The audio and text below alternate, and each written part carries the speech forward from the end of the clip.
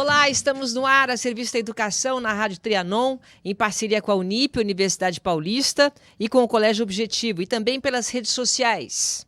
O Duas na Tri pode ser acompanhado pelo site trianon.com.br, objetivo.br, curso-objetivo.br e pelo Facebook, no Colégio e Curso Objetivo. E agora também no YouTube.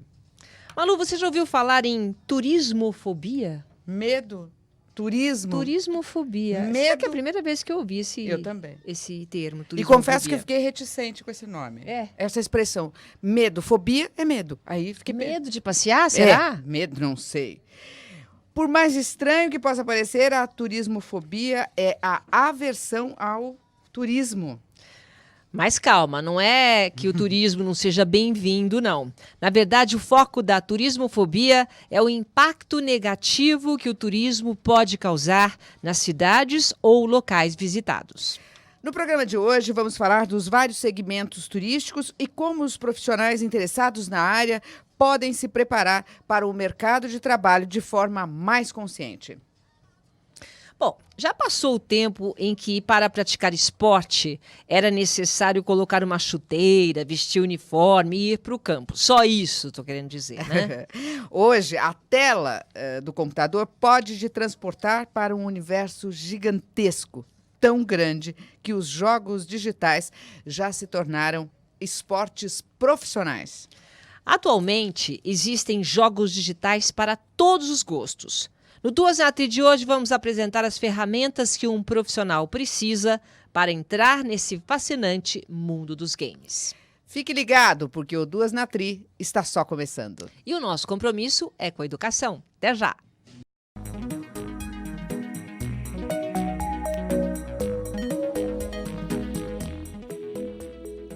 E começamos o Duas na Tri de hoje com o bloco de notícias e os principais eventos do Colégio Objetivo e da Unip, Universidade Paulista. E quem já está aqui é a jornalista Alessandra Neri. Tudo bem, Alessandra? Tudo bem. Tudo bom, seja bem-vinda. Obrigada. Bom, vamos começar com uma boa notícia. Mais de 4.000 estudantes de todo o Brasil participaram da primeira edição da Olimpíada do Futuro. Sim, veja que interessante. A Olimpíada tem o objetivo de despertar o pensamento crítico e a criatividade. Ela é voltada a temas e competências do século XXI. Os trabalhos são baseados na Agenda 2030 da ONU. E para quem não sabe, só uma explicação, essa Agenda 2030 da ONU é um plano de ação não só para as pessoas, mas para o planeta. Um plano que propõe o desenvolvimento sustentável e metas para erradicar a pobreza.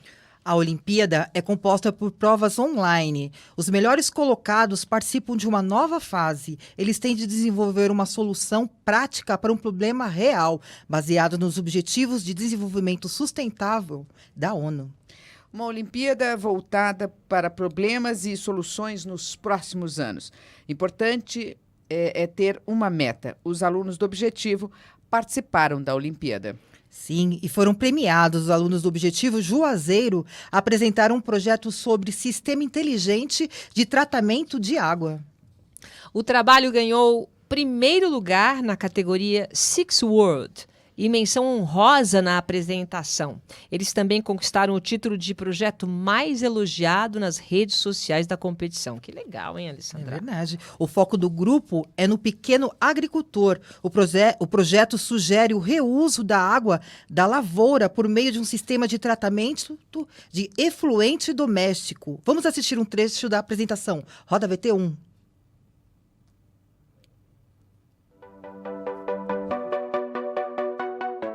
Bom, é notório para todos que a agricultura é uma grande fonte de renda para todo mundo e esse período de estiagem que vem afetando o Nordeste devido ao clima, por isso resolvemos criar um projeto que visa reutilizar a água de esgoto doméstico a partir de uma nova tecnologia de membrana para ajudar a população rural. O filtro de membrana funciona de maneira que a água e a matéria orgânica passam pelo tubo e somente a água sai pelos poros do tubo, ficando a matéria orgânica a ser descartada em ambiente específico. A proposta de intervenção são 4 passos simples. Primeiro, a gente vai ter a constituição do filtro, feito de poliamida e resíduo de pedra cariri. Posteriormente, vamos implementar um sistema de análise que vai fazer análise das condições daquela água. Depois vamos entrar com a implementação empresarial, que são empresas que vão dar o suporte, tanto estrutural como de capital. E o quarto passo, colocar em prática o projeto e ver os resultados e benefícios que trará aos agricultores, diminuindo o flagelo da seca no Nordeste. Olimpíada do Futuro. Que interessante, hein, Malu? Interessante. E esse trabalho dos novo. meninos aí de Juazeiro, que fantástico, não é? Porque o reuso da água, lidar com um pequeno agricultor, né? Quer dizer, tudo a ver com o trabalho deles lá, né? Não, e pensando coisas para o futuro, isso que é bacana, né? Uma Olimpíada, já os projetos são todos sustentáveis, já pensando bem em 2030.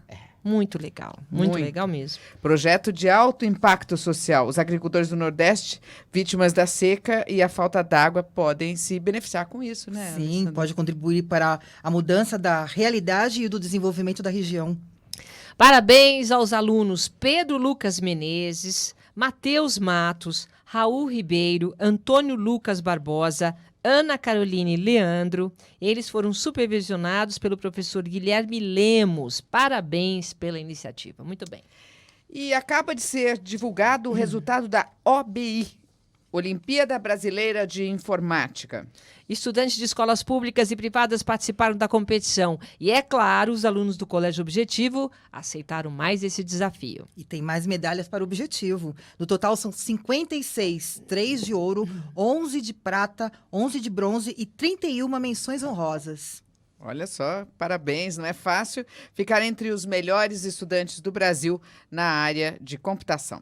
Os melhores classificados nas modalidades Iniciação e Programação Júnior vão participar da Semana Olímpica de 1 a 7 de dezembro, no Instituto de Computação da Unicamp. E na Semana Olímpica, os alunos têm cursos teóricos e práticos sobre algoritmos e técnicas de programação de vários níveis. Os alunos da modalidade Programação Nível 2, que reúne alunos do ensino médio, participam da seletiva para a Olimpíada Internacional de Informática.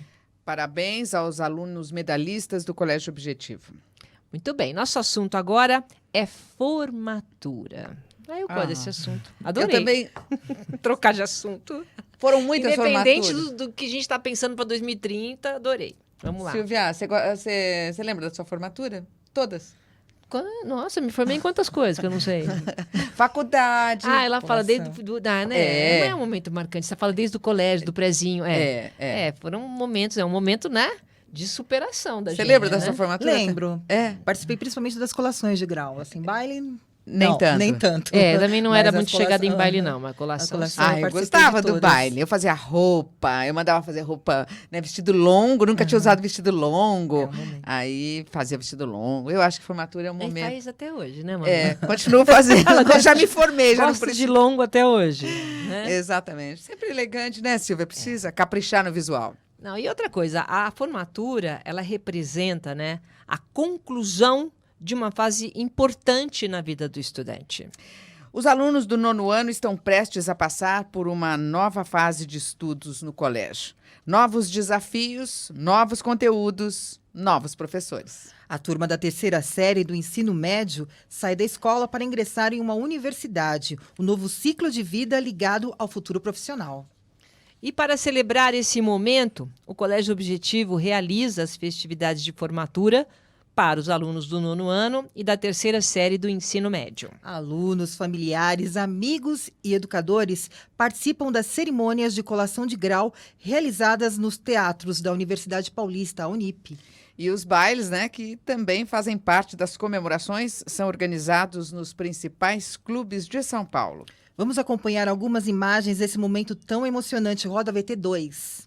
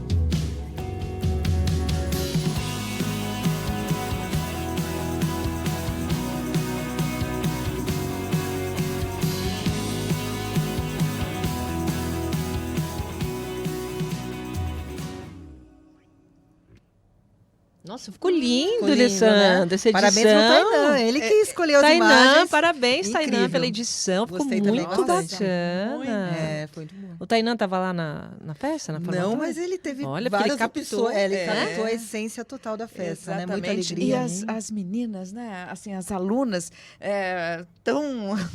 tão cheias de vida, né? Que fantástico. Porque, assim, já parecendo adultas, né? Porque também, afinal de contas, estão indo para o ensino médio, né? Então, nossa, fantástico. E os meninos, né? Todos arrumados. Muito as lindo. mães Não, realmente a todas. festa de formatura é um momento muito gostoso para os alunos, que eles curtem, eles participam. Você que está acompanhando a gente na rádio, né? Pode depois olhar pelas redes sociais esse vídeo que a gente montou aqui, com as imagens do Edu, né? E toda a nossa Toda a equipe. equipe de TV Web, né? Acho que tinha- Toda a equipe de TV Sim, Web, o grafistas. Sandro, todo mundo colaborando. É. E realmente foi uma grande festa, um grande momento e vale a pena. Parabéns. Parabéns. Agora vamos falar de inglês. Os alunos do 6º ano participaram de uma oficina de inglês sobre alimentação. Os alunos exercitaram o vocabulário, a oralidade e a escrita. A professora Elaine Perrone vai explicar a atividade. Roda VT3. A nossa atividade tem a ver com o nosso caderno. Ela é uma atividade relacionada ao módulo 13, onde a gente trabalha alimentação e vocabulário relacionado à alimentação. Primeiro, eles tiveram que fazer um reconhecimento de vocabulário relacionado à comida, alimentação e, de preferência, os ingredientes, as coisas que eles gostam de comer. Então, eles passam no começo do trabalho a parte escrita e a parte de pesquisa escrita. Eles tinham que escolher um prato, onde eles iam montar o que cada um ia comer no final da apresentação. Então, a primeira parte, escolher o prato, escolher os ingredientes, colocar na legenda todos em inglês e marcamos uma data para que eles trouxessem as imagens. Trouxeram as imagens, corrigimos a parte escrita. Marcamos uma data para que eles trouxessem os ingredientes. Montamos todos os ingredientes nas mesas, com as crianças, todos juntos. No momento de um ajuda o outro, foi bem animado, e eles tinham que montar o prato. Então, eles não trouxeram pronto. Então, eles trabalharam a parte escrita, os ingredientes, a parte oral, eles me apresentaram todos os ingredientes que havia lá. Eles fizeram a montagem, a parte efetivamente trazer o prato, de montar a elaboração do prato, do placemat, onde eles colocaram no pratinho. Depois, ao final deles todos, tiveram que fazer a parte da limpeza, sempre preocupado com ingredientes saudáveis, alimentação. De certa forma, é interdisciplinar, com ciências, mas fazia parte do caderno deles. E foi bem interessante. Inclusive, trabalhar a parte de verbos, né? Então, você vê, a gente tem toda a parte da escrita, do oral, os 4 pilares. Writing, reading, listening and speaking. Todos eles, um apresentou para o outro, um ouviu do outro. Então, você pratica o listening e speaking. Eles conseguiram trabalhar os 4 pilares na atividade de uma alimentação gostosa. E, ao final, eles comeram o trabalho.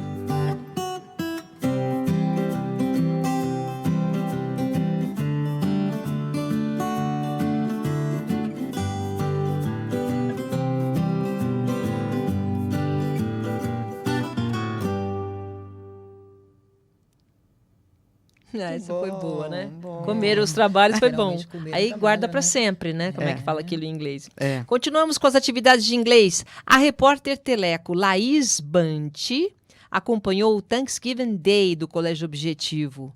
É isso, aliás, hoje é o Thanksgiving Day, né? Que é o Thanksgiving comemorado nos Estados Unidos, é hoje, a última quinta-feira do mês de novembro. Isso mesmo. O Thanksgiving Day é comemorado nos Estados Unidos, Canadá.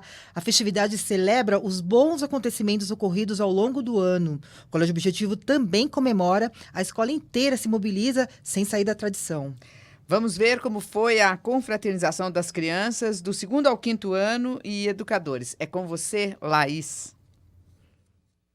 Hoje nós estamos aqui comemorando uma data muito especial, que é o Thanksgiving. A professora Verônica vai explicar melhor. O que a gente faz aqui no Thanksgiving? Olha, Thanksgiving é uma data super especial. Lá nos Estados Unidos, as famílias se juntam e tem uma refeição super gostosa e ficam lembrando as coisas boas que fizeram durante o ano. E acontece sempre em novembro, na 4ª quinta-feira de novembro.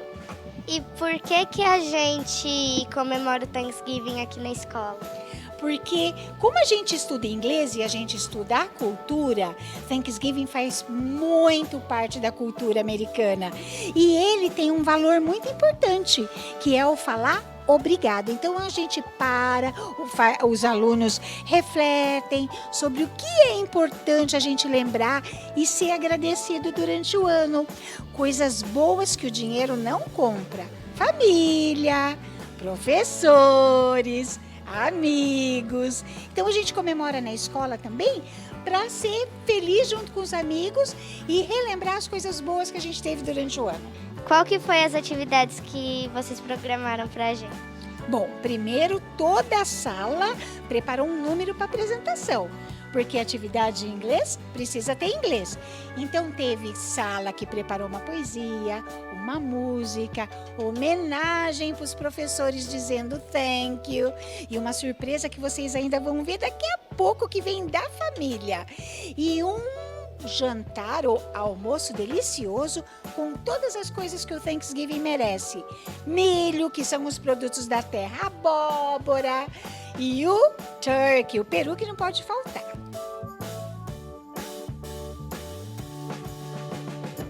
O que você achou do dia de hoje? Eu achei que hoje foi um dia muito especial para celebrar o que é o Thanksgiving. E o que é o Thanksgiving? Thanksgiving é um dia de você agradecer todas as pessoas que cuidam de você, que são gentis com você, agradecer por tudo que elas fizeram por você. O que você achou do dia de hoje? Eu achei que foi muito legal porque a gente comemorou o Thanksgiving. E o que você fez para agradecer o que você tem, sua família, seus amigos? O que você fez? A gente agradeceu falando, foi uma dupla. Uma falou em português e outra em inglês e foi muito legal. Laís, vante para o Teleco. Ah, Laís, muito obrigada. Que Ela se esforçou, né?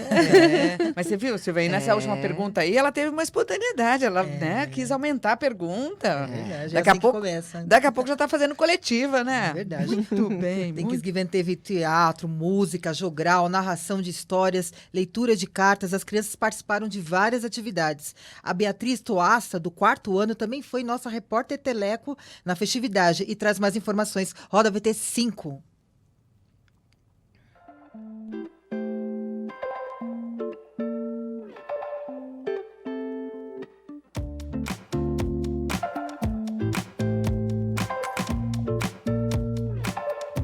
Olá, eu sou a Beatriz Toassa da Silva e hoje a gente está celebrando o Thanksgiving aqui, uma atividade de inglês. Qual foi o trabalho que você fez? A gente fez um peru que a gente enfeitou e também a gente fez o trabalho de inglês que a gente tinha que falar tudo que a gente agradece para os professores, do que a gente gosta dos professores. Então, por que você acha importante o Thanksgiving? Eu acho importante porque é onde a gente comemora o amor, a família, os amigos, tudo. Beatriz Toassa para o Teleco. Muito bem. Beatriz e a Laís, que fofas. Parabéns, grandes repórteres.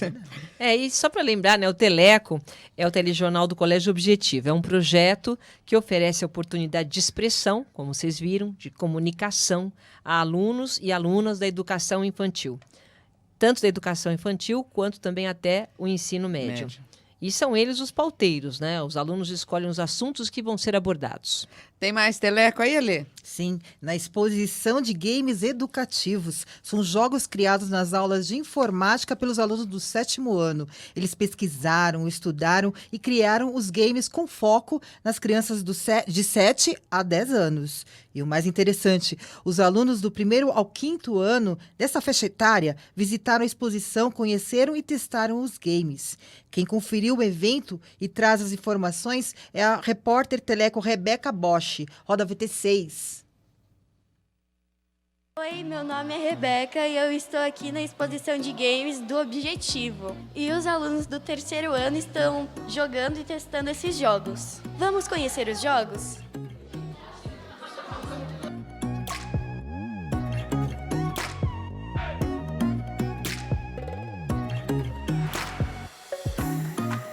Estamos com os criadores do jogo Pong 99. Explique como esse jogo funciona.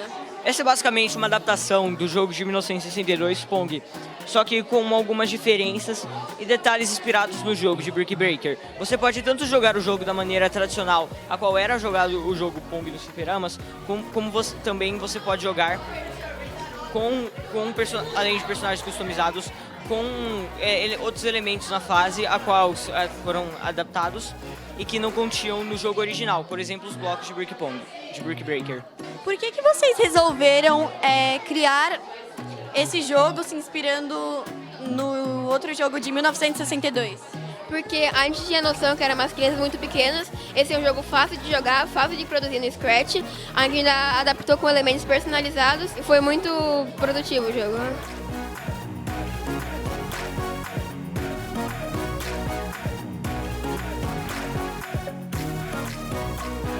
Professor Caniloy, qual é a proposta dessa exposição? Então, na verdade, essa exposição é o final do nosso trabalho, né? Então, durante o ano, nós ensinamos linguagem de programação Scratch para todos os alunos do 7º ano.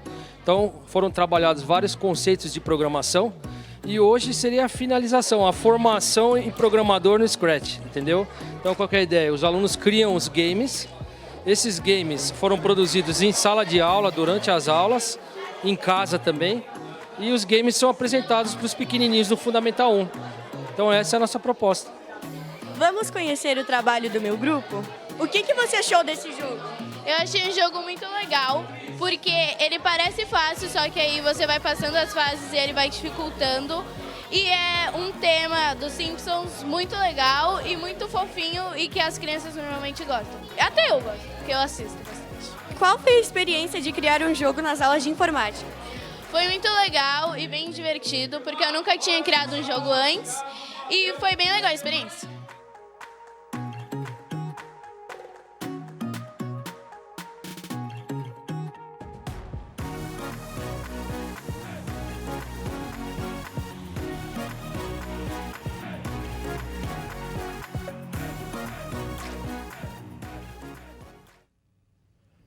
Olha, e foi a 10ª exposição de games, quer dizer, já faz tempo que o Objetivo está investindo nessa área de jogos digitais. Sim, e assim, uma coisa que eu até comentei com o professor Caneloy foi a evolução, né, dos trabalhos, né? Antes aquela uma telinha preta, assim, não. Hoje as crianças cada vez mais criativas, né, usando o Scratch, né, que é em cima desse programa que eles elaboram os games, né? Não, mas o legal, você viu que tem uma adaptação de um jogo de 62. Quer dizer, 62, a gente nem tinha nascido ainda, já estava criando games. Imagina. Simpsons, adorei. Bem interessante, assim, que você vê que teve jogo que envolveu matemática, inglês, quer dizer, tem várias dinâmicas, assim, os alunos gostaram bastante. Não, e bonitinha, a repórter lá, olha lá, ela vai entrando, vamos conhecer, nossa, fantástico, elas estão de parabéns. Só lembrando que um dos nossos assuntos no programa de hoje do Duas na Tri é justamente falar sobre a importância, né, e essa febre dos jogos digitais. Bom, vamos falar do Encontro Cultural do Colégio Objetivo. O tema deste ano é Profissões do Futuro, Construtores do Amanhã. Os projetos dos alunos do 6º ao 9º ano reuniram muita pesquisa, discussões e informações sobre a temática. Os trabalhos estão sendo apresentados nas unidades do Colégio Objetivo. A diversidade dos projetos e das profissões foi grande, né, Alê? Do que você já viu até agora. Sim, muito trabalho. Teve grupo que falou sobre engenharia renovável, médico florense, psicólogos do futuro, geneticista, psicanálise digital, influência, gestor de ecorrelações. O que será muito que é nome isso? Difícil. Médicos florenses, Silvia, você sabe que... Peraí. Engenharia renovável, ok. Médicos florenses, não tem a menor ideia. Nem eu. Psicólogos do futuro, ok. Geneticista, ok. Psicanálise digital e influência. Vamos perguntar daqui a pouco. E gestor e de... Eco deve ser... coisa ligada à ecologia, né? Ecologia, né? Sei lá, vamos aprender sobre isso. A criatividade foi grande, né, Ale? Bom, a repórter Teleco Júlia Mendonça participou da atividade e traz mais informações. Vamos ver. Roda BT7. Meu nome é Júlia, eu estou no Encontro Cultural do Colégio Objetivo. Esse ano está falando sobre profissões do futuro. Vamos conhecer alguns trabalhos?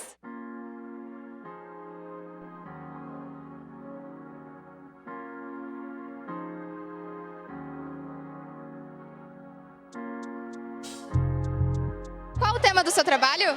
Nosso tema é Profissões do Futuro e nossa profissão é fazendeiro vertical. Vocês podem explicar um pouquinho pra gente? Sim, daqui a alguns anos o mercado de trabalho vai ser um pouco diferente e nós vamos ter uma nova geração de profissionais ocupando cargos que ainda não existem. Você pode explicar um pouco como funciona a maquete, o que ela representa? Nós idealizamos a maquete para ser a fazenda vertical de um lado, acoplada a um complexo habitacional. E enquanto os alimentos são produzidos desse lado aqui da maquete, as pessoas do complexo habitacional podem consumir o alimento e o que sobrar pode ser vendido. Como ainda é um projeto muito experimental, ainda não temos um orçamento estipulado, mas como ela visa ser o mais renovável e ter menos impacto ambiental possível, a gente vê que ela não tem muito custo. O que você achou do Encontro Cultural esse ano? Eu acho que o tema desse ano pode ser bem construtivo para a gente no futuro, porque é o nosso futuro e conhecendo melhor as áreas que são futurísticas, a gente pode tomar uma decisão melhor e embarcar no campo da tecnologia e das novas profissões. O que seria produzido dentro da fazenda? Na fazenda vertical, nós temos um ambiente controlado, então a gente poderia produzir vários tipos de plantas. Além disso, o objetivo principal é produzir frutas, hortaliças e legumes, como, por exemplo, alface, que é uma planta fácil de ser produzida em pequenos vasinhos. Você pode me explicar o que você apresentou hoje no trabalho? Sim, eu apresentei sobre os objetivos em relação ao futuro da nossa profissão. Eu comentei sobre que essa profissão vai poder reduzir o impacto ambiental e também vai poder garantir a segurança da população, também podendo reduzir a fome, ao mesmo tempo em que eles garantem a segurança do nosso meio ambiente.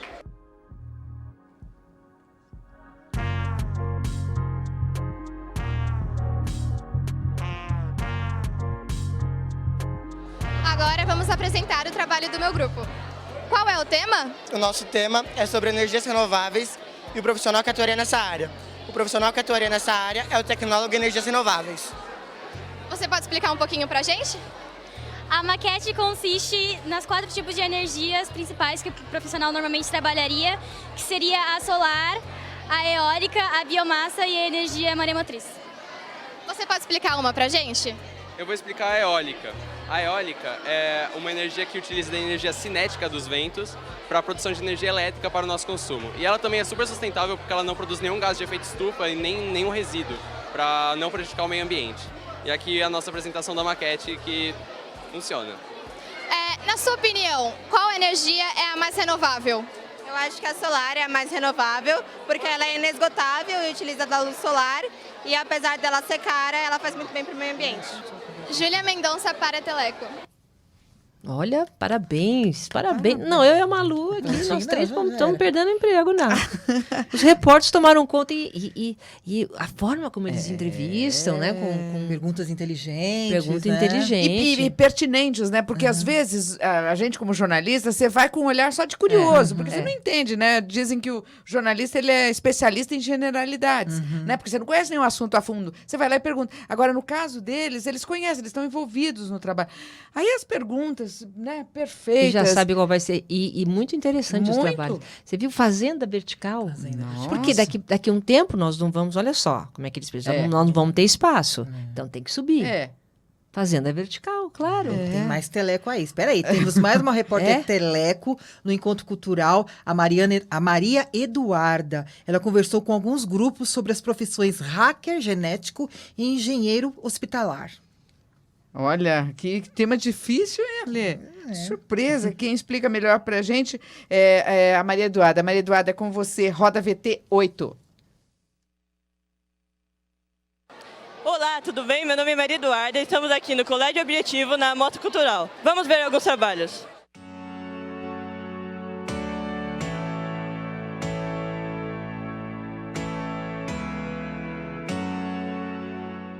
Qual o tema do seu trabalho? O tema do nosso trabalho é hacker genético, dentro do organismo de seres vivos, tanto para fazer com mudanças para que ele consiga melhorar, por exemplo, no ser humano, ele consegue mudar, fazer com que os seres humanos consigam crescer, ficarem mais fortes, mudar características dele em geral. Se a gente for parar para pensar nas plantas, a gente consegue fazer com que as plantas sejam maiores, sejam produzidas mais rápidas em menos tempo, né? Claro. Se a gente for pensar nos animais, a gente consegue mudar alguns genes de doença, a gente consegue fazer com que algumas doenças fiquem acessíveis, como o câncer. Eu acho que é um bom exemplo, eu acho que seria um exemplo mais amplo que a gente poderia botar aqui. Por que vocês escolheram esse tema? Bom, tinha um tema central que era profissões do futuro e os subtemas. E a sala concordou em fazer um sorteio e a gente foi sorteado com esse tema. E vocês poderiam me explicar um pouco sobre a maquete? Claro, essa maquete é um laboratório do hacker genético, onde ele modifica quimicamente pelo computador, modifica os animais, modifica os alimentos. Eu acho que esse tema ele vai ser muito útil no futuro. Essa profissão ela vai ajudar muitas pessoas em relação a doenças, no esporte e na vida em si. Podemos perceber a diversidade de temas aqui da Mostra Cultural. Então vamos entrevistar mais um grupo, Engenheiro Hospitalar. Por que vocês escolheram esse tema e do que se trata? Bom, quando eles mostraram pra gente quais seriam os possíveis temas, nós observamos e vimos o engenheiro hospitalar e nós se perguntamos o que é aquilo. Então nós, como nós não sabíamos o que era, pegamos esse tema para aprofundar nosso conhecimento e para passar essas informações para o público, porque é uma área que ainda não é muito conhecida pela população. E você pode me explicar um pouco sobre a maquete? Bom, a nossa maquete foi baseada nesse conceito de engenharia hospitalar e nós criamos um hospital. Aqui colocamos um L-ponto, que é o L-ponto que transfere os feridos de hospitais para esse hospital no caso. Temos a sala de espera, a sala do profissional e a sala da tomografia. Esse conceito de engenharia hospitalar, ele se aplica à nossa maquete por estar diretamente relacionado com a estrutura hospitalar em si e principalmente a manutenção tecnológica que nós representamos pela máquina de tomografia. E eu vi que vocês estão com uma camiseta de cores diferentes. É o significado dos meses com cores. Por exemplo, o outubro rosa, novembro azul, setembro amarelo, fevereiro roxo. E prevenções sobre, tipo, câncer de mama, câncer de próstata, Alzheimer, entre outros. Certo, muito obrigado. Maria Eduarda para o Teleco. Fantástico. Final de semana chegando, né? Repleto de atividades, certo, Alê?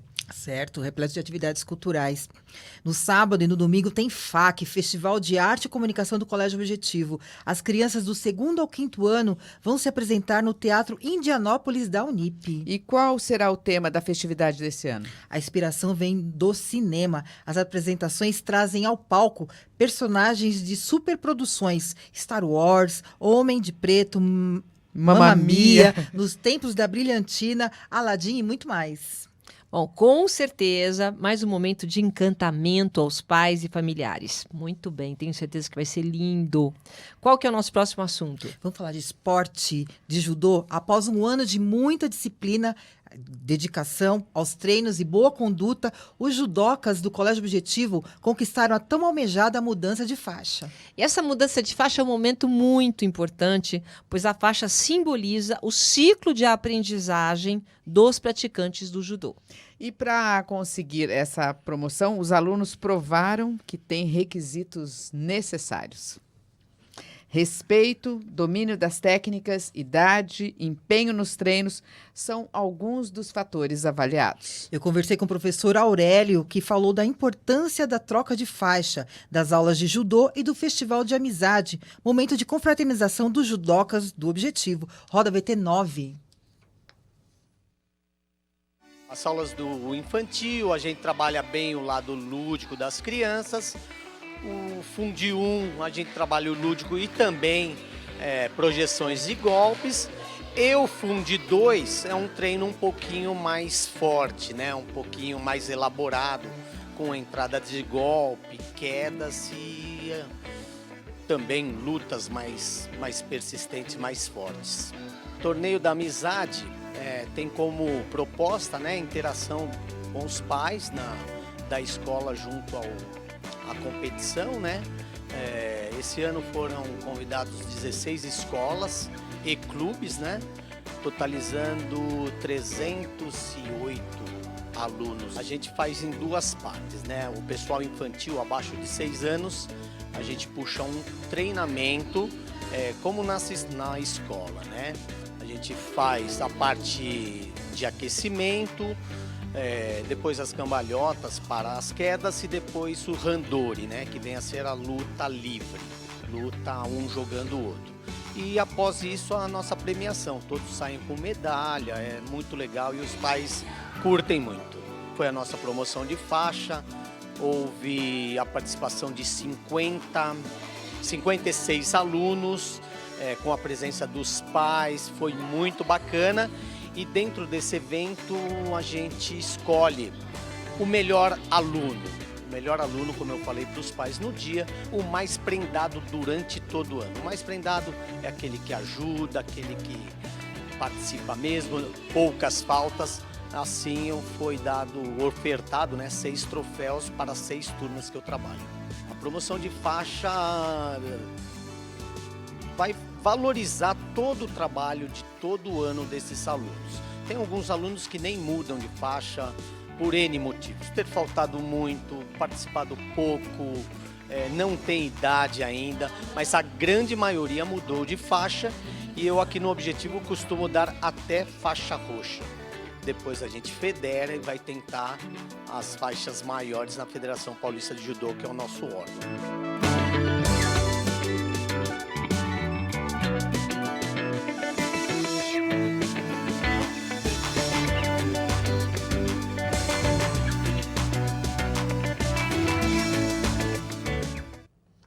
Muito bem, a gente mostrou aí o Torneio da Amizade, né? Que é realmente uma tradição no Colégio Objetivo. Um pouquinho das aulas, né? Troca de faixa. Então fizemos um geral, né? O judô é um esporte completo, né, Silvia? Alessandra? Então, não sei, mas eu acho que o principal do judô são os valores do judô que ele passa. A disciplina. Aquela até que você falou alguns valores importantes, né? Que precisa realmente para formar o ser humano como indivíduo. Então, o judô é muito importante. E que leva isso para a vida, né? Muito importante. E praticar atividades físicas é essencial, né, para a vida saudável. Nas aulas de educação física, são realizados jogos e atividades orientadas que buscam o desenvolvimento corporal, a interação social, a autoconfiança e o trabalho em equipe. As aulas são planejadas por faixa etária. São propostas diferentes ações para cada nível. Hoje vamos conhecer a queimada russa. O professor Lico vai explicar a atividade Roda VT 10.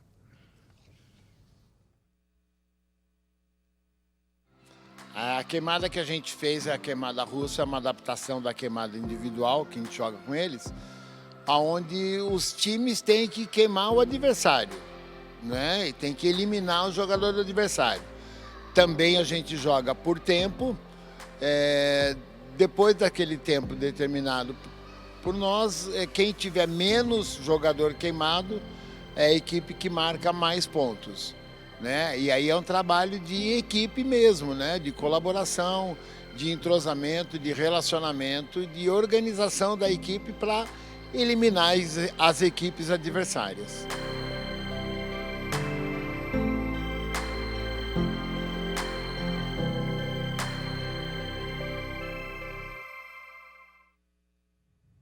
Muito bem.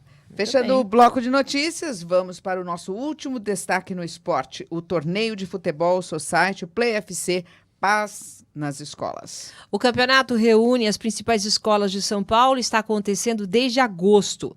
O time sub-14 do Objetivo Teodoro está entre os 4 melhores da categoria. Isso mesmo. O próximo domingo é dia de jogo decisivo. Eles entram em quadra para disputar o 3º lugar. Roda VT 11.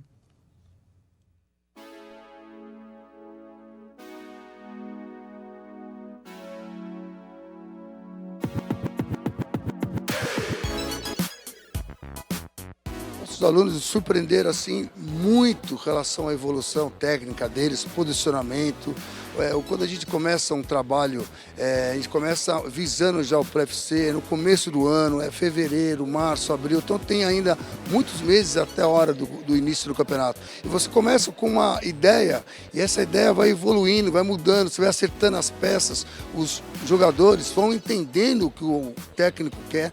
Então a gente chega agora aqui numa semifinal com um time redondinho, tocando a bola, correndo, cada um sabendo a sua posição.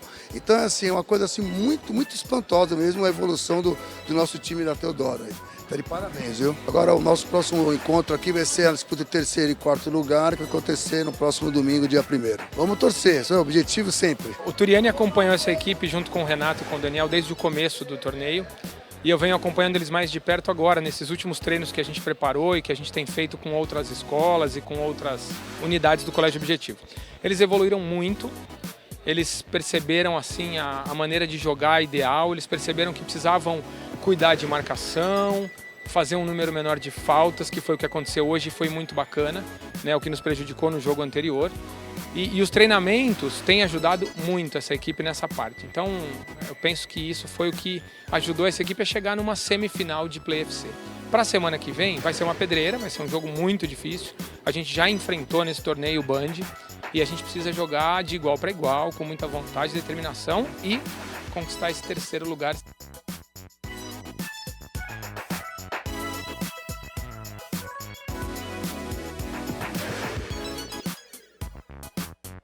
O mais importante no Play FC é justamente essa integração, pais, mães, família e os jogadores, né? Então é uma coisa só. Eu acho que um dos valores, um dos objetivos do Play FC é justamente esse.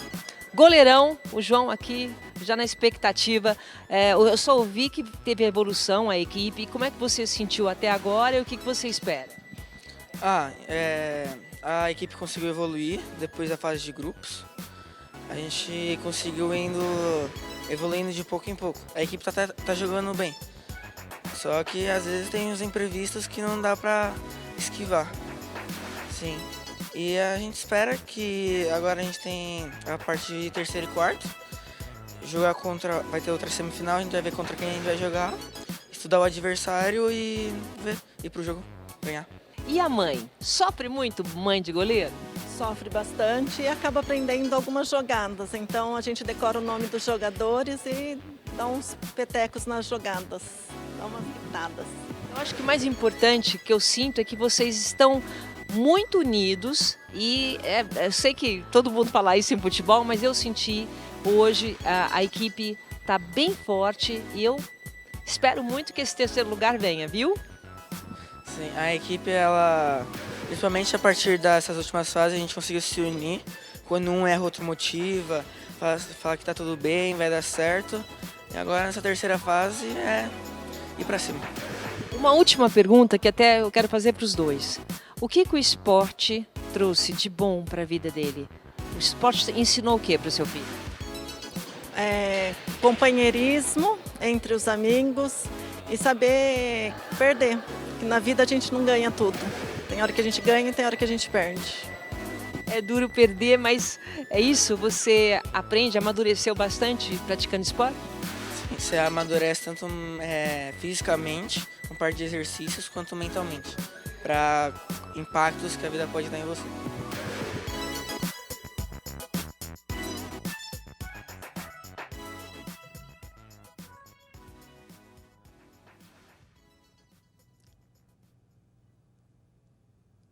Ô, Malu, eu não tenho maturidade porque eu assisti hoje. Tá na moda falar isso agora. Eu não tenho maturidade para não sei o quê, nas redes sociais. Porque você viu esse menino falando se preparar para os impactos que a vida traz. Como assim? Exatamente. Fora os telecos, entendeu? Olha, parabéns, Alessandra, pelo jornal, pela preparação. Estão de parabéns. Estão, e assim, e terminou com uma mensagem, né, para a vida mesmo, né? Que a gente tem que... Não se pode ter tudo, né? Às vezes você tem aqui e ensina, né? Porque você fica, né, forte para superar o próximo round. Pois é, então por hoje é só. Isso mesmo.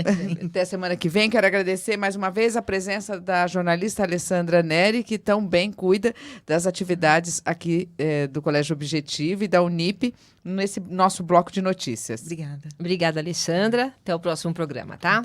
Rápido intervalo. Até já.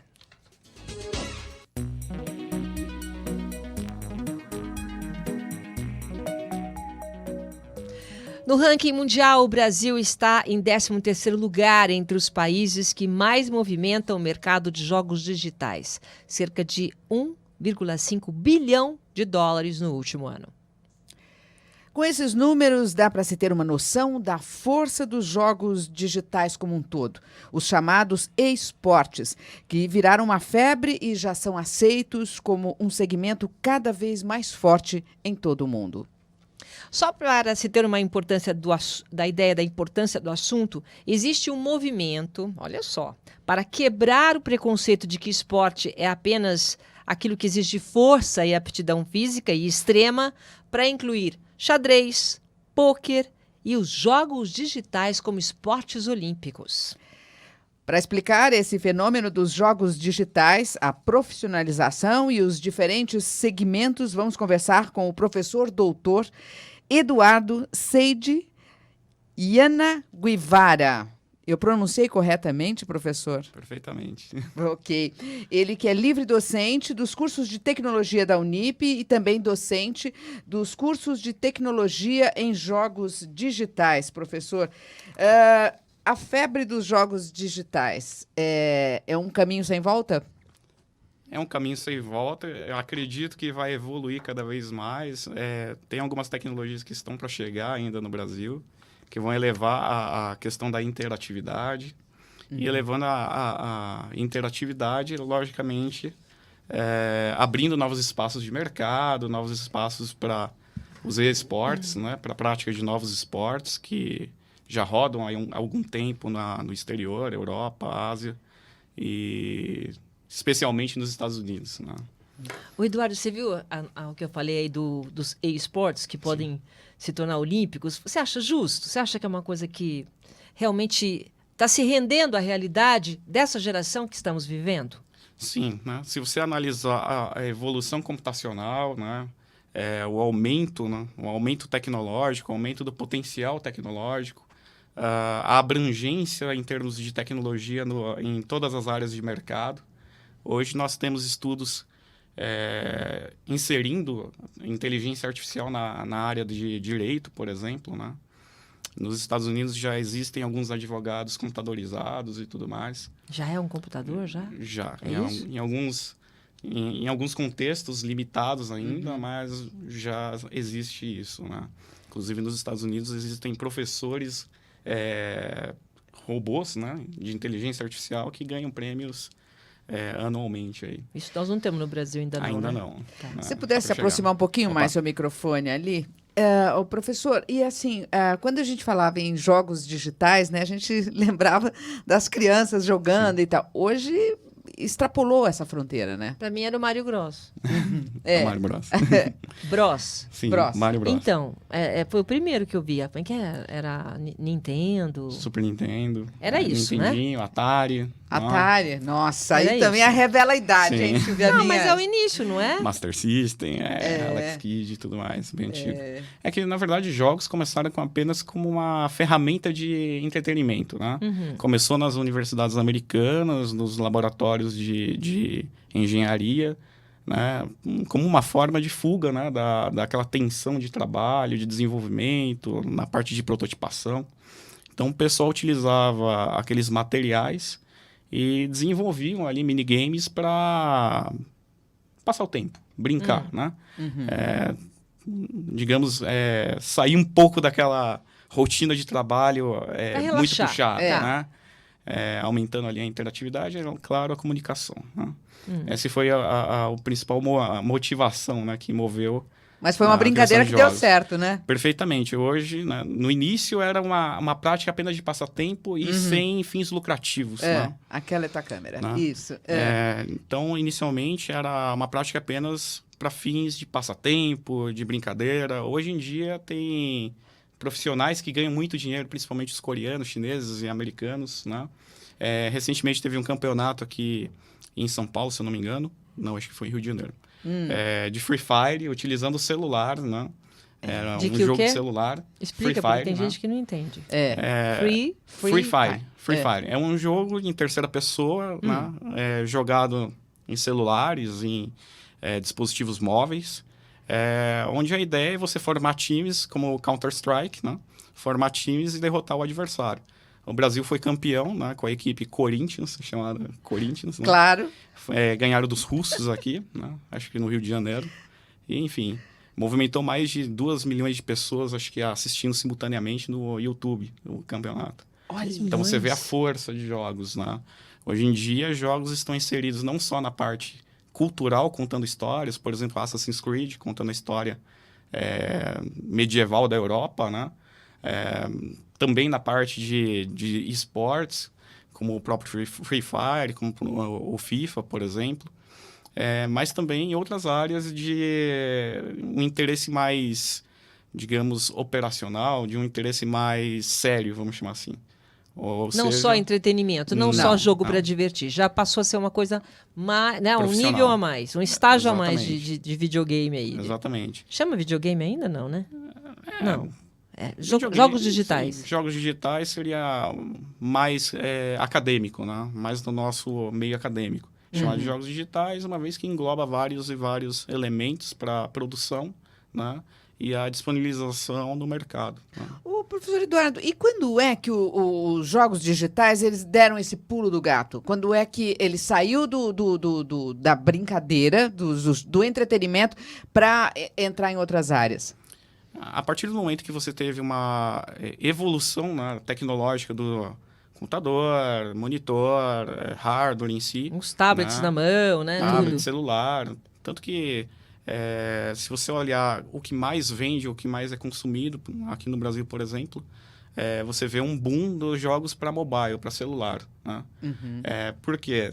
Você não pode estar com um console de videogame em todo lugar. É, né? Verdade. Agora, o celular, você instala o jogo e pode jogar tranquilamente, né?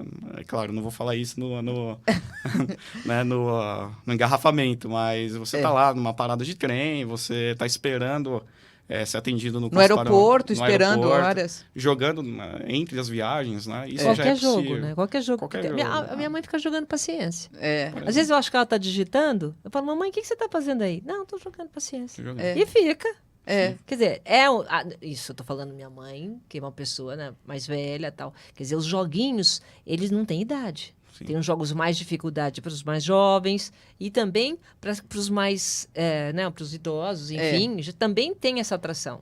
Sim. Para todas as idades, né? Para todas as idades, engloba todas as idades. Né? Inclusive, antigamente era falado que os jogos de Sudoku, palavras cruzadas, eram boas porque exercitava o cérebro, né, no raciocínio, na procura de palavras, e aí você evitava o Alzheimer, por exemplo. Isso. Hoje nós temos jogos, por exemplo, utilizando o Kinect, né, ou Play Move. Qual que é a ideia? Você utilizar uma câmera, você se movimentar na frente dessa câmera, né, e o jogo reage a esses movimentos. Existem pesquisas já dizendo que ele é muito melhor do que esses jogos anteriores, e ele ajuda digamos, diminuir o potencial, diminuir a possibilidade de você contrair, vamos chamar de contrair, o Alzheimer, uma vez que você estimula os dois lados do cérebro, né? Olha que interessante. Tem que estimular os dois lados do cérebro. O jogo digital consegue isso. Se você joga uma palavra cruzada, alguma coisa assim, já não. É um lado só. É só o raciocínio, né? O lado de esforço físico, né? A atuação, digamos, a atuação física, né? O exercício físico, a parte de se movimentar mesmo não é contemplada. Agora, com o Kinect, com esses jogos que utilizam esses tipos de dispositivo, você já tem que se mover, você tem que reagir, né? O seu tempo de reação, reflexo, né? E o raciocínio, né? Tá vendo, Malu? Entendi. Tá vendo? A gente tem que desenvolver os dois lados do cérebro. Um é o raciocínio e o outro é movimento. Isso. Aprendemos essa lição. Todo mundo que está aqui com a gente aprendeu. Tem que desenvolver os dois lados. Não adianta ficar só jogando a palavras cruzadas. E a tecnologia está aí para favorecer, né, professor? Exatamente. A ideia da tecnologia é facilitar a nossa vida. Sempre, em todas as áreas, né, professor? Nós já tivemos aqui outros especialistas, eles sempre falam isso, né? Que ele vem para... Porque aí diz que o ser humano vai fazer aquilo que ele mais sabe fazer na vida. Aí eu perguntei o que é que o ser humano mais sabe fazer melhor na vida. O que ele mais sabe fazer é contemplar.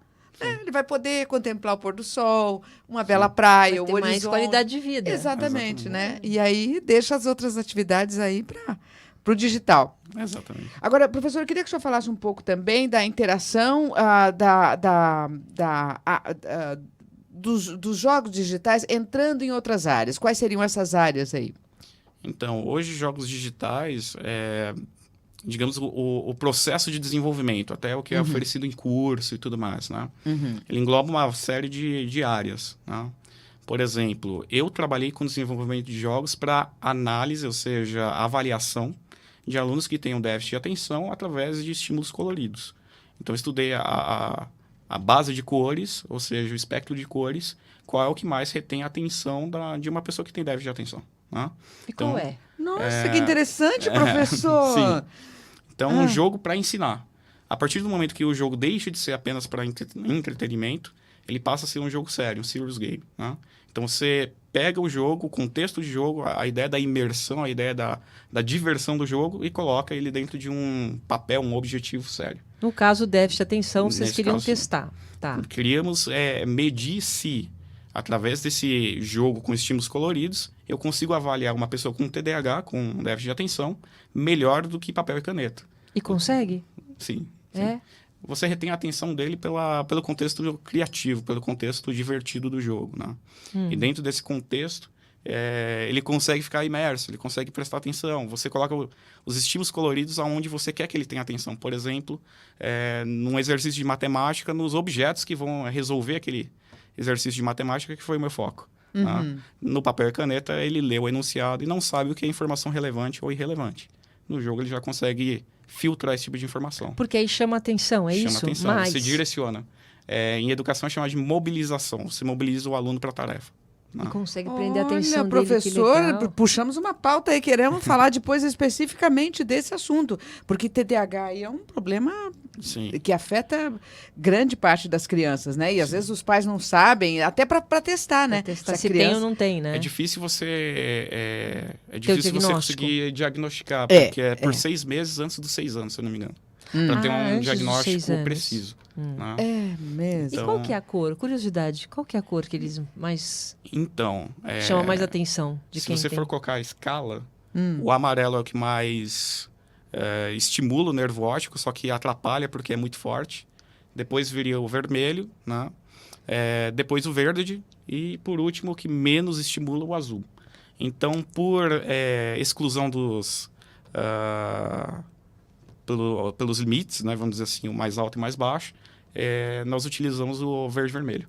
Né? Verde e vermelho para chamar mais atenção de quem tem déficit de atenção. É claro que alterando as tonalidades, não dá para utilizar uma cor muito forte, um vermelho muito forte, que aí acaba irritando, né, ao invés de chamar atenção. E o que mais dentro dessa área, assim, vamos sair dos games divertidos e para essa área de educação e de saúde? O que mais que você tem? Por exemplo, há um bom tempo atrás eu li uma matéria falando de um economista, né, uma pessoa que estava trabalhando ali na Bolsa de Valores, e ele disse claramente que boa parte do aprendizado dele foi através de um jogo chamado Civilization, né, onde ele aprendeu como gerenciar a parte econômica, né, a economia de uma cidade, a economia de um país, através do jogo.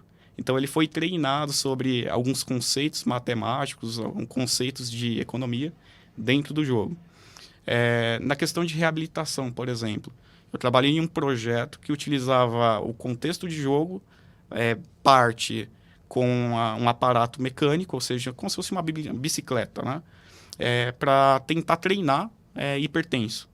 Ou seja, eu coloco os valores de limite basal, eu falo na parte de hipertensão mesmo, né? Eu coloco seus limites, a sua altura, o seu peso e tudo mais, e você vai ficar treinando ali, brincando com o jogo. Quando você passa esse limite, o jogo te avisa de alguma forma, te controla de alguma forma para que você diminua o ritmo. Quando você tiver com um ritmo muito baixo, ele também avisa que você precisa aumentar. Se você é treinado ali continuamente, interagindo com aquele aparato mecânico e tendo a resposta do jogo, né? Professor, agora uma curiosidade. Que elemento tem os jogos digitais que ele consegue ser tão abrangente? Bom, primeira coisa, interatividade. Segunda coisa é a capacidade de inserir num contexto divertido tarefas que sejam complexas e chatas, né?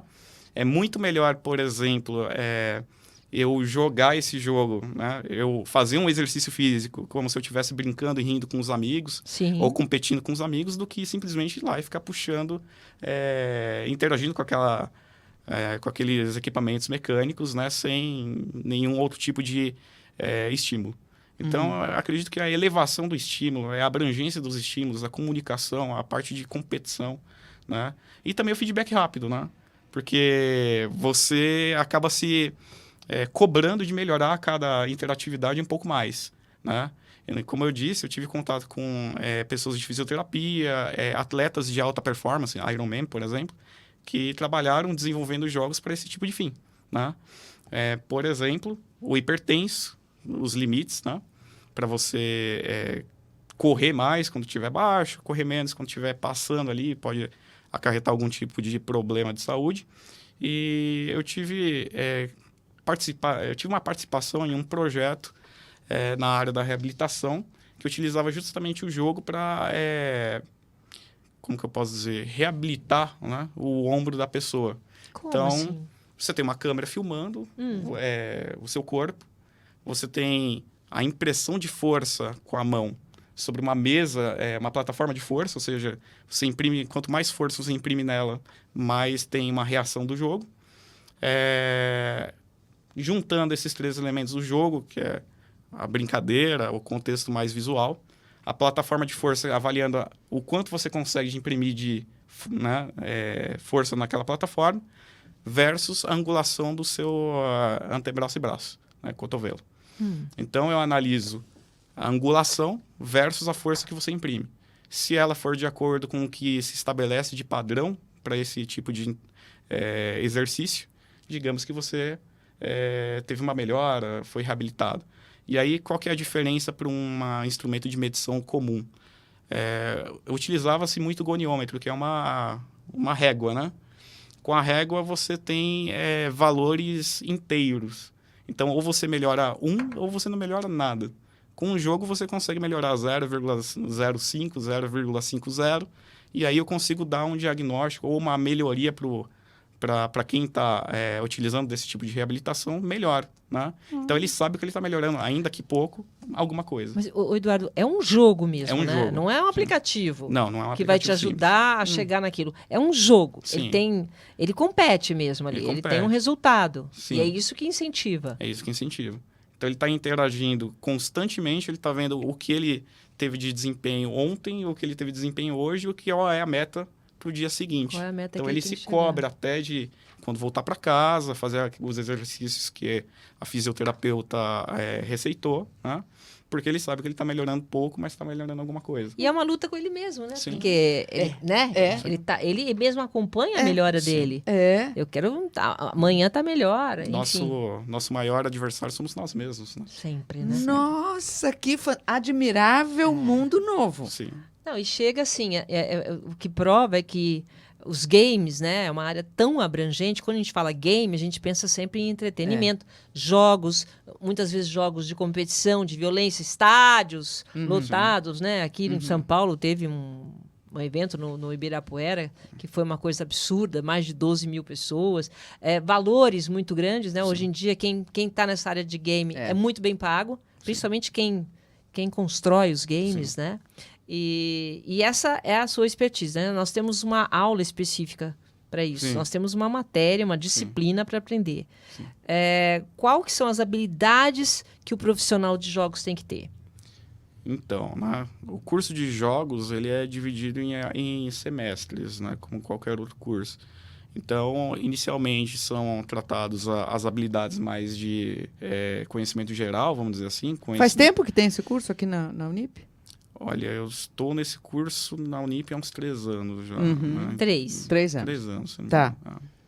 Então, primeiro você trata com conhecimento geral, conhecimento de base, segundo o MEC. Né? Então, lógica de programação, administração, né? Essas matérias mais de conhecimento geral, vamos dizer assim. Já no segundo semestre, qual que é a ideia do segundo semestre? A gente trabalhar, né, com os alunos desenvolvimento de jogos, mas num contexto 2D, ou seja, para celular, né? 2D, ou seja, não tem profundidade, é só altura e largura. O personagem só anda da esquerda para a direita, né? Trabalhar mais essa parte artística, né? Tá. Onde o aluno vai desenhar, o aluno vai animar esse personagem através de sequência de imagens, vai tratar esses vídeos, essas animações e colocar no jogo. É lógico, né? Por final, programar, né? Claro. Que é a parte que, digamos, atualmente no Brasil tem maior defasagem, né? Você olhando as vagas de emprego, programação que o pessoal pega mais. Até porque a maioria dos alunos, a maioria do acervo de alunos e profissionais que acabam sendo formados, né? Todo mundo quer desenhar e fazer os personagens, né? Ninguém quer programar. Geralmente foge, né? Geralmente, quer dizer, existe uma carência aí na área de programação. Existe uma carência de programação, né? Até pela... Digamos que é um pouco de...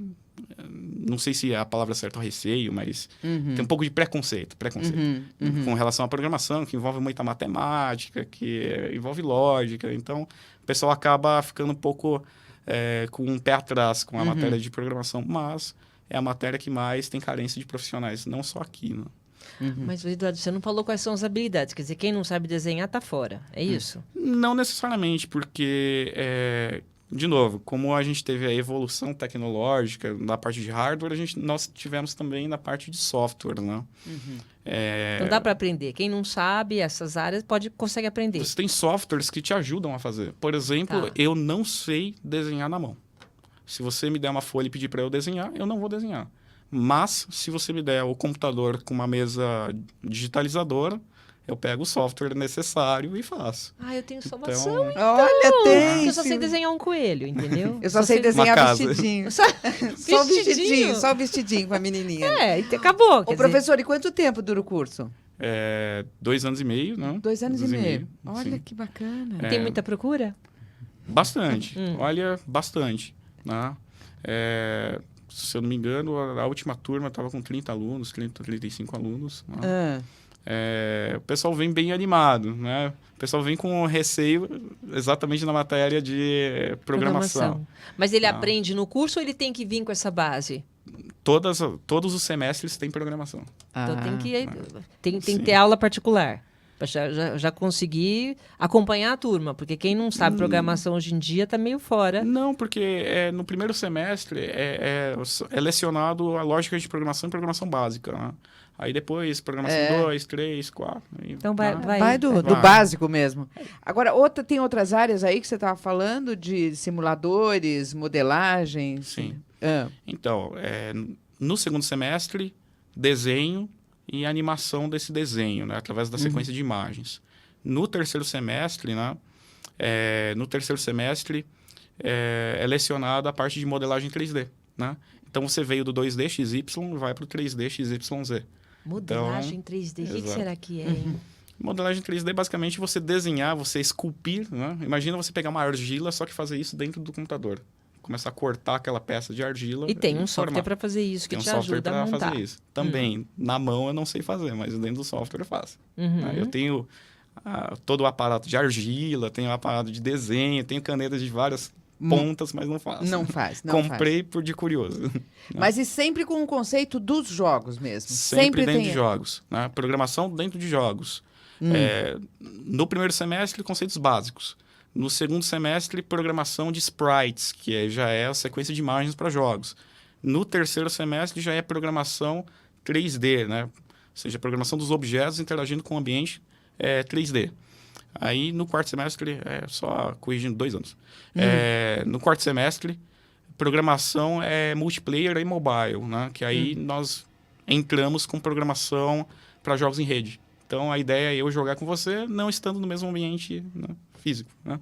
Ou seja, eu no meu celular, você no seu celular, você na sua casa, eu na minha casa, jogando em conjunto. Inclusive, tem games que jogam várias pessoas, né? Sim. Sei lá, acho que é o Fortnite, eu não sei. Fortnite, joga várias pessoas, cada um na sua casa, quer dizer. Sim. E em relação à animação também, né? A animação é contemplada desde o segundo semestre, né? Porque A animação é vida, e se você não der vida aos personagens, aos objetos, não tem jogo, né? Você até citou como exemplo a Era do Gelo? Sim, né? Porque aí seriam as habilidades do profissional formado, né? Então, você faz a disciplina de modelagem. Na disciplina de modelagem, você consegue fazer maquete virtual. Hoje nós temos a impressora 3D, por exemplo. O legal é você modelar 3D o seu personagem, modelar o seu cenário e imprimir na impressora, né? Ao invés de você ir lá e pegar isopor e ficar fazendo os objetos com isopor, por que não? Já imprime direto. Desenha no software e pede para imprimir.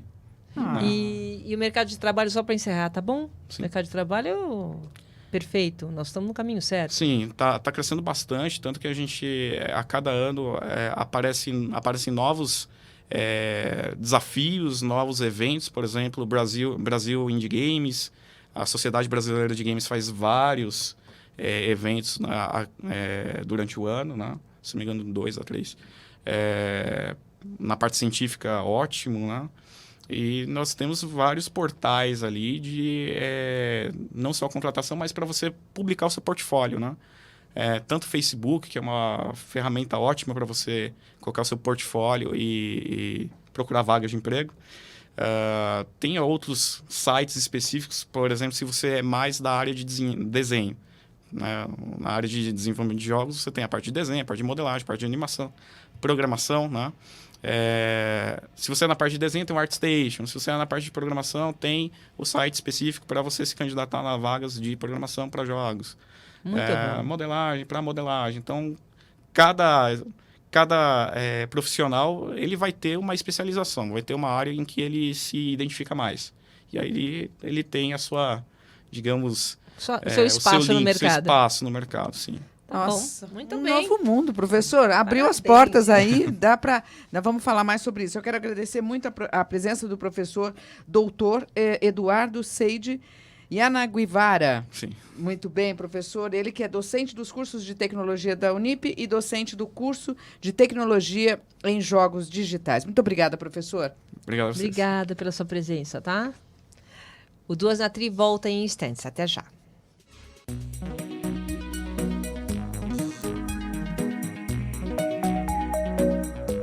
O turismo é um fenômeno cultural e socioeconômico que surgiu a partir do século XIX e ganhou proporções mundiais. Muitas cidades se tornaram o destino de preferência dos turistas e passaram a conviver com excesso de gente, excesso de carros, alta dos valores para consumos locais, depreciação ambiental, muitas vezes, produção de lixo em grandes quantidades, levando ao surgimento de um movimento antagônico ao turismo, que é a turismofobia.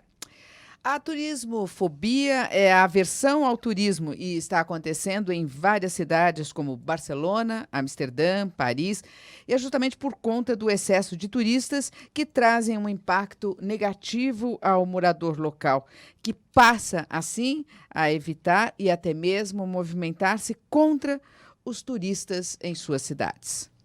O curso de turismo na Unip está focado justamente na gestão de negócios em turismo relacionado à hospitalidade como diferencial e à sustentabilidade, porque nós dependemos essencialmente do meio ambiente, seja ele natural, social, cultural ou econômico. Para falar sobre esse assunto, vamos conversar com a professora Sandra Maria Andrade Nunes, que é coordenadora auxiliar dos cursos de turismo e hotelaria da Unip. Professora Sandra, muito obrigada. Finalmente conseguimos fechar a agenda. Que bom, né? Estou atrás dessa pauta já faz muito tempo. É verdade, eu que agradeço o convite. Obrigada, professora. Eu queria começar essa nossa conversa te perguntando o seguinte, a primeira impressão que veio é assim, fobia, medo. É o turismo do medo? O que é isso? Queria que só explicasse esse conceito. É um tema novo, um conceito novo? Sim, na verdade, a gente tem a fobia, é o medo que o excesso de turistas num determinado lugar causa no morador. Então, se o turismo é uma atividade que traz muito movimento, muitas pessoas para conhecer determinados lugares, quando esse número de visitantes ultrapassa determinados limites, o morador ele começa a ter uma aversão. E ele vai demonstrando isso pelo seu comportamento hostil em relação ao turista. E daí para o preconceito é um passo. Sim. Atitudes aversivas mesmo, como, por exemplo, recentemente nós vimos em Barcelona, pichado num muro, turista volte para sua casa. O morador se expressando, né? Ele se coloca. Ô, Sandra, é que assim, né? De repente deu um boom aí na vida, nessa globalização que chegou, enfim. Todo mundo começou a viajar. O mundo ficou pequeno, né? E Barcelona, vamos lá, divide em 20 vezes, mas vai. Paris, Sim. entendeu? Todo mundo vai para todos os lugares. E cada vez a gente tem mais turistas passeando, mais gente passeando. Então aí o que acontece? Tem praia, por exemplo, eu fiz um cruzeiro com a minha mãe, com a família, não podia parar numa certa praia, eles não aceitam, é São Bartolomé, não pode parar navio, por quê? Porque eles não querem aquela invasão de turistas. Então tem alguns lugares que muitas vezes aqueles turistas, eles chegam justamente para depreciar o lugar, né? Sim, é verdade. E você falou um assunto muito importante, que são os cruzeiristas, né?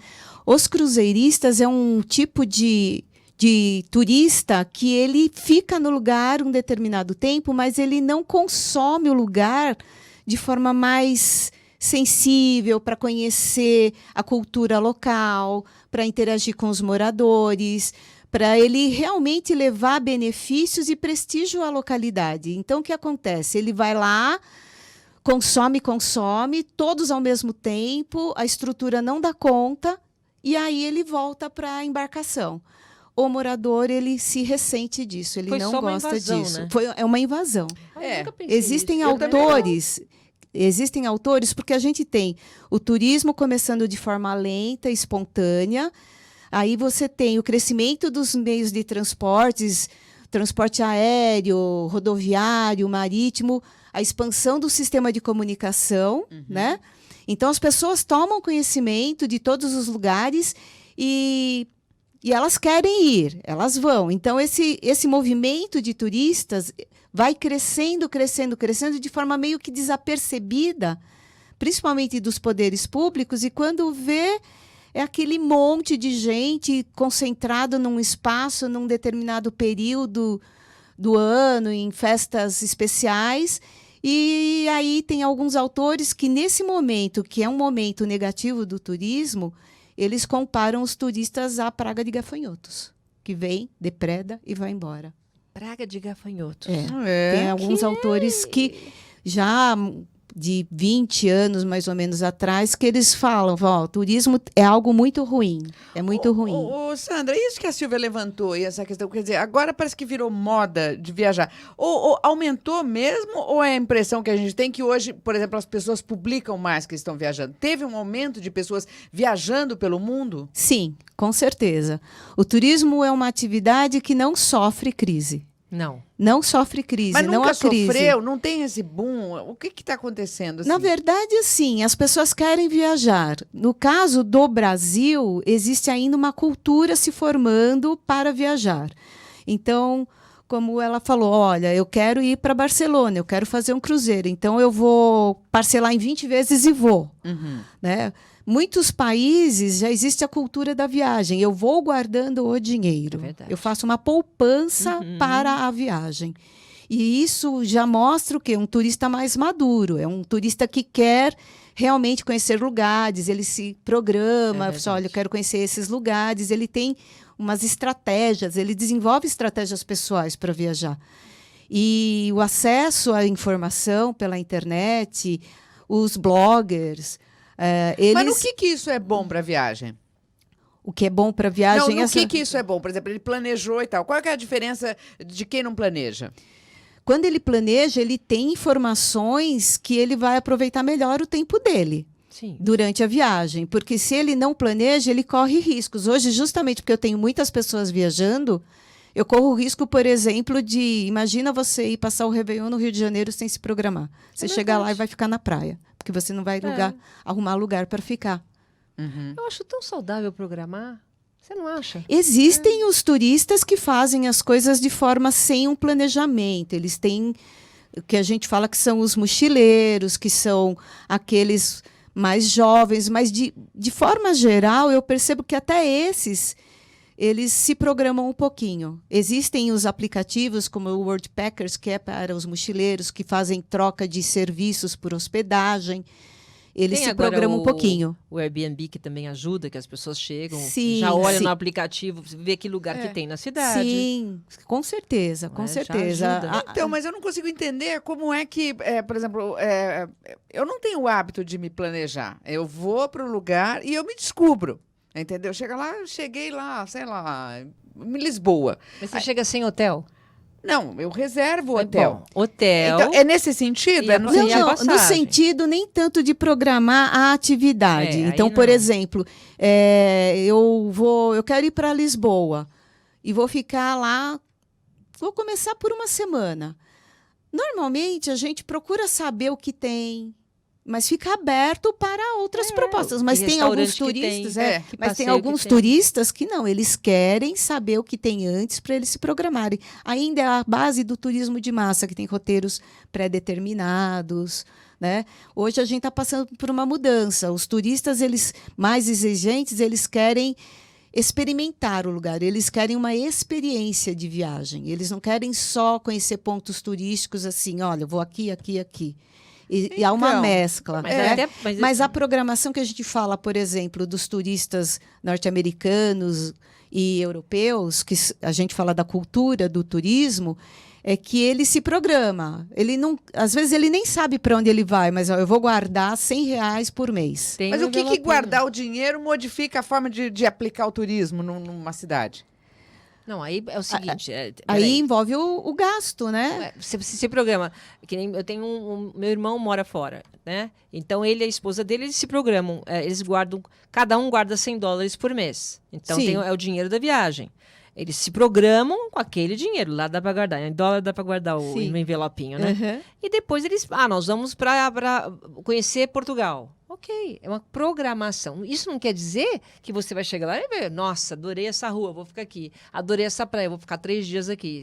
Isso não muda. Agora, a programação básica tem que ter, não tem, Malu? A passagem, a hospedagem em alguns lugares, você saber onde está o Airbnb, se naquela cidade tem, você não vai dormir na rua? Não tem que ter um planejamento? Não, se deixar ela fica olhando a lua. Não, esquece, ela é diferente. Para mim o turismo é diferente. É uma forma de ver. É, porque o turismo também é diferente. Uma coisa é tu fazer turismo e outra coisa é viajar. Não é? Como porque, assim? Porque turismo, você vai lá fazer turismo no Rio de Janeiro, vai conhecer o Cristo Redentor e tudo mais.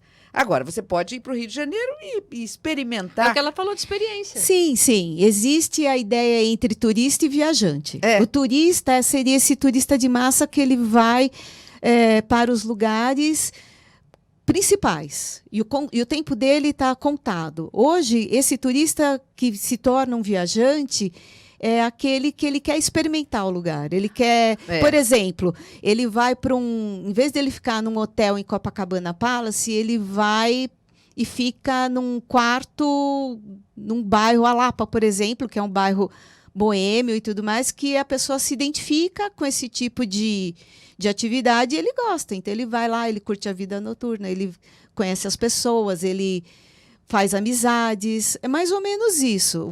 A gente tem essas possibilidades. O turismo é muito complexo, né? Você tem desde turistas que querem ir para um resort, onde ele vai ficar lá dentro o tempo todo, uma semana, 15 dias, e ele quer todo o luxo que ele pode usufruir. Não precisa nem ser luxo, ele quer descansar. Ele quer descansar, ele quer, por exemplo, não arrisca nada, é tudo bem programado, o horário do almoço, o horário do café, o horário da janta, a atividade que tem tal hora, ele não corre risco nenhum. Agora, tem aqueles turistas que não programam nada. Existe isso? Mas corre o risco de ter mais riscos de dar errado. Sim, concorda? mas esse turista que é mais despojado, ele também está mais aberto para os imprevistos. E é nisso que ele vê a experiência também. E existe um meio termo. De dar errado as coisas. Não é que dá errado. Eu não sei se deu errado, mas de repente eu estava indo para um lugar. Mas que interessante. Acabei parando numa cidade, conheci aquela cidade, achei maravilhosa. Deixei de ir na outra, mas eu não errei nada. Eu só acertei. Eu vou contar para vocês uma experiência que eu tive de um turismo despojado. Eu fui para Subaúma. Anota aí, o teu é turismo despojado. Sou turismo despojado. Turismo despojado. Eu fui para Subaúma, Onde é isso? É litoral norte da Bahia, né? Então, eu cheguei em Subaúma em julho. Julho não é exatamente um período de alta temporada. E eu cheguei em Subaúma, cidade pequenininha, na praça central, assim, tudo fechado. Tudo fechado. Eu falei assim, e agora? E agora? Eu saí procurando, batendo, procurando um comércio aberto, uma mercearia que fosse, para poder comprar alguma coisa para comer e perguntar aonde tem uma hospedagem. Porque eu cheguei na hora do almoço e era inverno, julho lá é inverno. O período de alta temporada no meio do ano é junho, por conta das festas juninas. A férias escolar é em junho, diferente de nós aqui em São Paulo, né? Então eu cheguei lá e falei assim, nossa, legal, eu sou professora de turismo, eu gosto dessas coisas, eu gosto de explorar. Para mim foi bacana, mas, por exemplo, para alguém que quer chegar lá e ter o mensageiro na porta para pegar a mala e tudo mais. Aí o que eu estou querendo dizer é o seguinte: o mínimo que você pode fazer quando você vai viajar, por exemplo, você está aqui, você veio, eu vou te entrevistar. Então, eu não vou simplesmente sentar aqui e falar, vou falar qualquer coisa, é turismo, então, não, eu me preparo, eu vejo alguma coisa.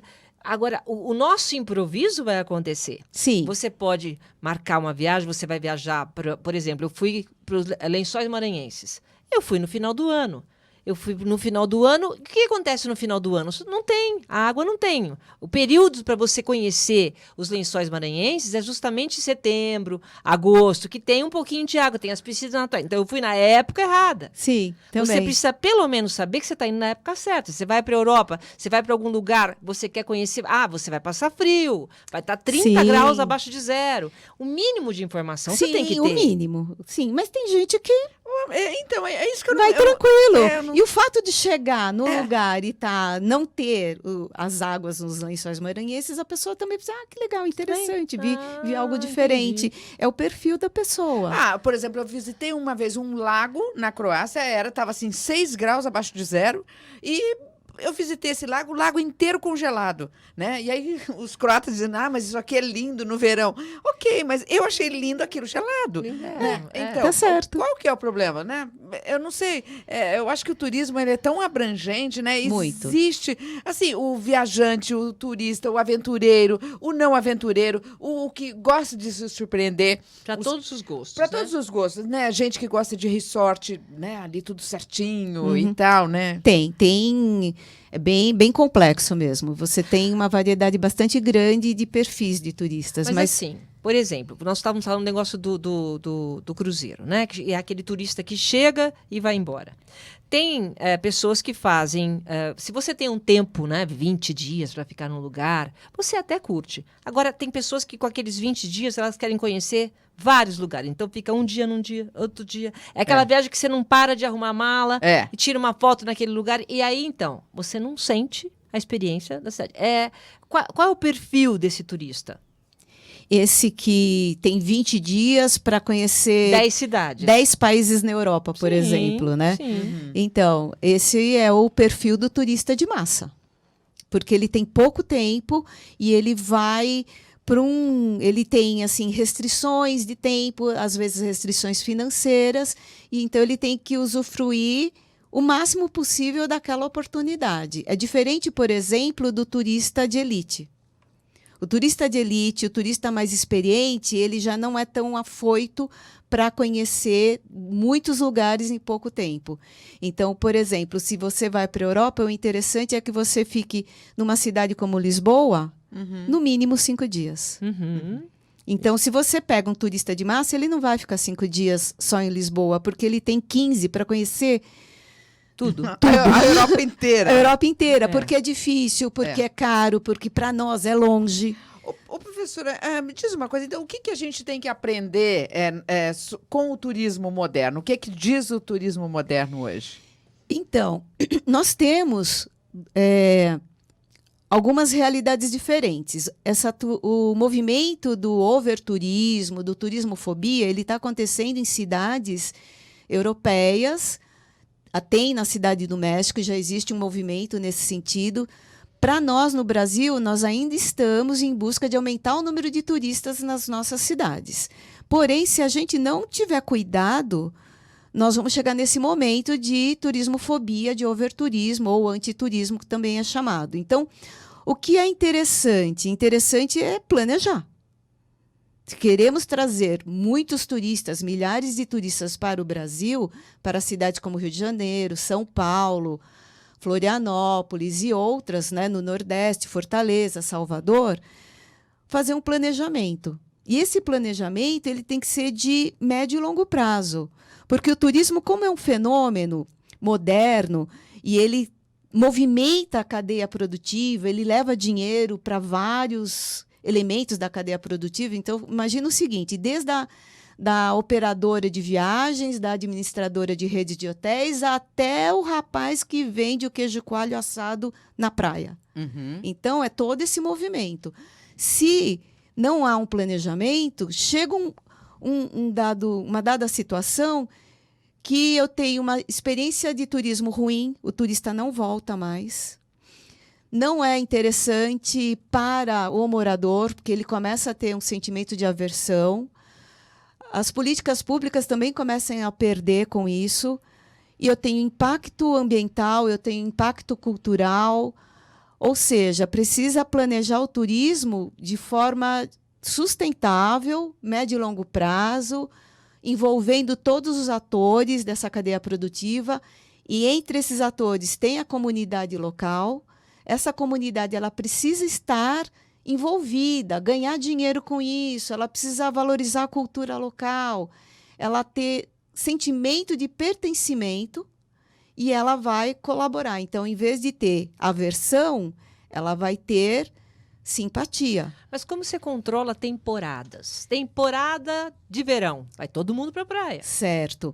É verdade. Réveillon na praia, vai 2 milhões de pessoas para o mesmo lugar. Como é que faz? Então, isso parte muito de uma programação que envolve o poder público, a iniciativa privada e a comunidade. Então, algumas atitudes a gente já tem.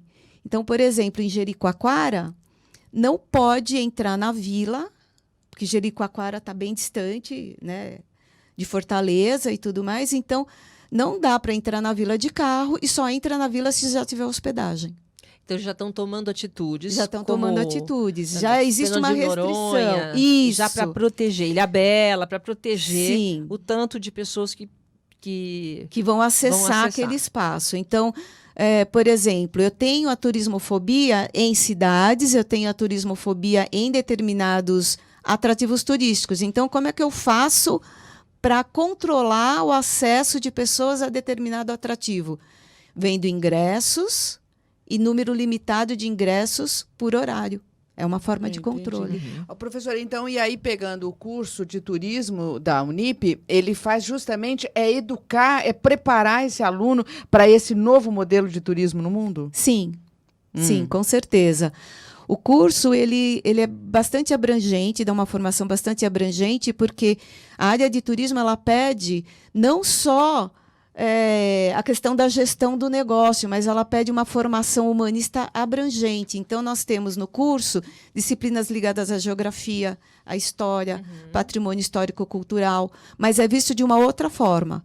Então, por exemplo, nós temos, dentro de patrimônio histórico-cultural, o estímulo que os alunos pesquisem elementos culturais que não estão sendo valorizados pela comunidade e que pode ser um atrativo. Então, aí tem um resgate da história, resgate da tradição, do lugar, valorização do cidadão. Então, a gente tem essa formação humanista, tem uma abordagem de hospitalidade no sentido do vínculo social, porque nós temos hoje muitos questionamentos. Inteligência artificial está tomando conta de tudo.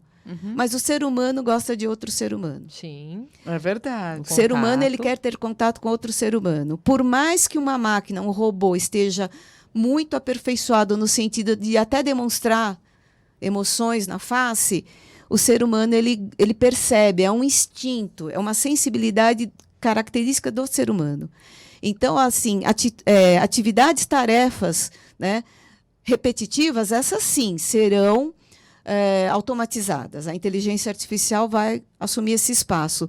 Mas aquela questão que é da sensibilidade humana, do acolher, do sorriso, da criatividade, do imprevisto, né? Saber lidar, né? Saber lidar. Eu tive uma vez uma oportunidade, nós fomos para Aracaju, era logo depois da festa de Réveillon, 2, 3 de janeiro, e nós tivemos uma série de imprevistos. Foi um pacote turístico que nós compramos numa grande operadora e tivemos uma série de imprevistos. Foi bem desagradável. Problema na aeronave, atraso no voo, o ar-condicionado não funcionava, foi um caos, um caos. Aí o que aconteceu? Olha aqui como é interessante a questão da hospitalidade. Nós fomos, o pacote fechado, nós íamos para um hotel 4 estrelas, 5 estrelas, na praia de Atalaia, e o gerente, já sabendo que o grupo atrasou, o que ele fez? Ele deixou, logo na entrada do hotel, assim que o ônibus chegou, na entrada do hotel, tinha um grupo de funcionários uniformizados com bandejas de castanha de caju torrada, salgadinha, e copos de água de coco geladinho. Nossa! É o diferencial do ser humano, É o né? diferencial, é a hospitalidade. O robô não vai ter Não vai. essa inventividade, sabe? Como lidar com esse improviso. Né? Então, isso é uma coisa do quê? Do gerente da hospedagem, que já sabe, nossa, são paulistanos, são paulistas, vão chegar todo estressado, porque paulista é estressado. Então, ele falou assim, não, vamos já quebrar isso. Então, tudo aquilo que a gente já estava, né, irritado, tenso, a gente, ai, que delícia, esquece tudo. Aí é que foi vale tudo a ótimo. educação, né? Não sei se ele era formado e tudo mais, mas é assim, é levar o aluno para que ele possa pensar da forma desse exemplo como você deu, né, Sim, Sandra? com certeza, porque é algo da gestão que eu uso de elementos humanos para essa gestão, para sensibilizar esse turista, para quebrar uma má impressão, e foi ótimo. Olha, eu vou dizer uma coisa, e não tem para mim experiência maior que viagem. Então, Não tem. independente de ser planejado, não ser planejado, observar, viajar é a melhor experiência. Sim, do mundo. é o melhor remédio que tem para qualquer mal. E quanto mais educado, melhor. Só tem vencedores, né? Porque Sim, ganha sim. a população, ganha quem viaja, ganha o lugar, ganha a economia. Com certeza, com certeza. Professora, eu quero agradecer a professora Sandra Maria Andrade Nunes, que é coordenadora auxiliar dos cursos de turismo e hotelaria da Unip. Muito obrigada, professora. Eu que agradeço. Obrigada. Rápido intervalo. Até já.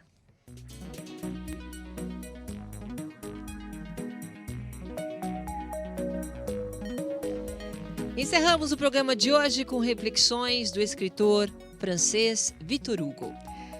O futuro tem vários nomes. Para os fracos e covardes, chama-se impossível. Para os comodistas, inútil. Para os pensadores e os valentes, ideal. Mude suas opiniões, mantenha seus princípios, troque suas folhas, mantenha suas raízes. Desejo que se amem hoje, amanhã e nos dias seguintes. E quando estiverem exaustos, ainda haja amor para recomeçar. O Duas na Tri encerra lembrando que a educação é uma história sem fim.